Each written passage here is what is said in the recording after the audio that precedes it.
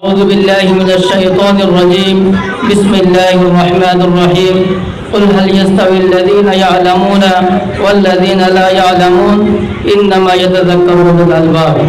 وقال النبي صلى الله عليه وسلم طلب العلم فريضة على كل مسلم. وقال النبي عليه الصلاة والسلام من يرد الله به خيرا يفقهه في الدين. وقال النبي عليه الصلاة والسلام من سلك طريقا يطلب فيه علما سلك الله به طريقا من طرق الجنة وإن الملائكة لا تضع أجنحتها رضا لطالب العلم وإن العلم لا يستغفر له من في السماوات ومن في الأرض. আমি অল্প সময়ে একটা কোরআনের আয়াত এবং অল্প একটা হাদিস খানা পাঠ করিলাম। আল্লাহ তাআলা কোরআনের মধ্যে বলেন, যে ব্যক্তি জানে এবং যে ব্যক্তি জানে না তারা কি সবাই এক সমান হতে পারে? তারা কখনো এক সমান হতে পারে না। এরপরে যে তলাবুল ইলমি ফরিদাতুন আলা কুল্লি মুসলিম, দ্বীনি আলম তালাশ করা, দ্বীনি আলম তলব করা প্রত্যেক মুসলমানের উপর ফরজ।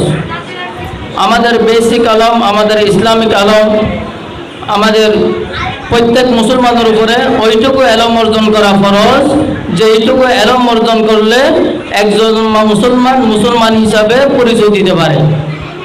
এগুলোকে বলে ইলমুল হাল, বর্তমান এলম।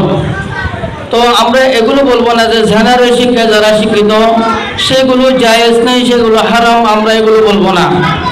আমরা এগুলো বলবো যে এলম বলে কাকে? ওসিলাতুন ইলা তাকওয়া।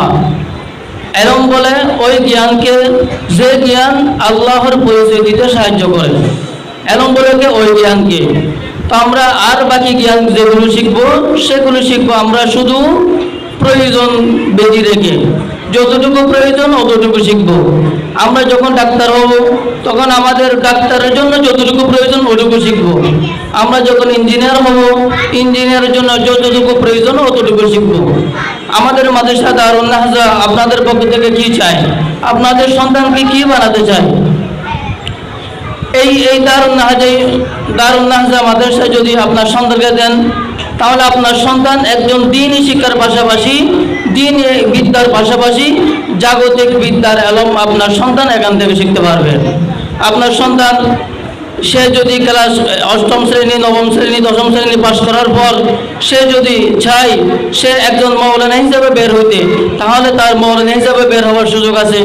কারণ এই মাদ্রাসায় তাহাদেরকে একজন মৌলানা হওয়ার জন্য বেসিক যত গ্রামাটিক্যাল দরকার, এলমে নাহু, এলমে সরফ দরকার, সব কিছুই এই মাদ্রাসায় ইনাদেরকে শিক্ষা দেয়। এবং যদি আপনার সন্তানকে যদি আপনি চান যে আপনি একজন বড় মাস্টার বানাবেন, ইঞ্জিনিয়ার বানাবেন, আপনি মেডিকেল সায়েন্সে পড়াবেন, তাহলে সেই সুযোগটাও এই মাদ্রাসায় আপনাদেরকে করে দিচ্ছে। তা এই মাদ্রাসায় ইংরেজির উপরে বিশেষ দক্ষতা সম্পন্ন ইংরেজির উপরে আমাদের টিচার আছে। এবং এই মাদ্রাসায় আপনাদের সন্তানদেরকে একজন যুগোপযোগী সন্তান হিসেবে গড়ে তুলবে।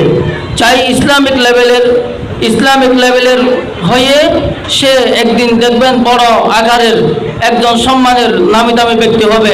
একদিন আপনার সন্তানকে সবাই পরিচয় দিবে, সবাই চিনবে আপনার সন্তানকে। তো এই এলম অর্জন করার জন্য অনেক কষ্টের প্রয়োজন হয়। শিক্ষার্থীরা এলম অর্জন করতে গেলে তাহাদের অনেক কিছু পরিশ্রম দিতে হয়। তাহাদের 1 নম্বরে ঠিক করতে হবে নিয়ত। আমরা এলম শিখবো, এলম অর্জন করবো কোন নিয়তে? সেই নিয়তটা অভিভাবকদের থাকতে হবে, শিক্ষার্থীদেরও থাকতে হবে। তো আমাদের এই এলম শিক্ষা অর্জন করার জন্য আমাদের যে কোনো এলম হোক আমাদের 5টা নিয়ত করতে হবে। কয়টা নিয়ত বললাম ভাই? 5টা নিয়ত করতে হবে। 1 নম্বর নিয়ত হচ্ছে আমাদের রাদাল্লাহু তাআলা, আল্লাহ তাআলার রাদামন্দি, আল্লাহ তাআলার সন্তুষ্টি। আমাদের সার্বক্ষণিক আমাদের অভিভাবক এবং আমাদের সন্তান ছাত্র ভাইয়েরা সবার 1 নম্বরে নিয়ত করতে হবে রাদাল্লাহু তাআলা, আল্লাহ তাআলার সন্তুষ্টি। আমি যে এলম শিক্ষা করে দিয়েছি এই এলম দিয়ে আমি 1 নম্বর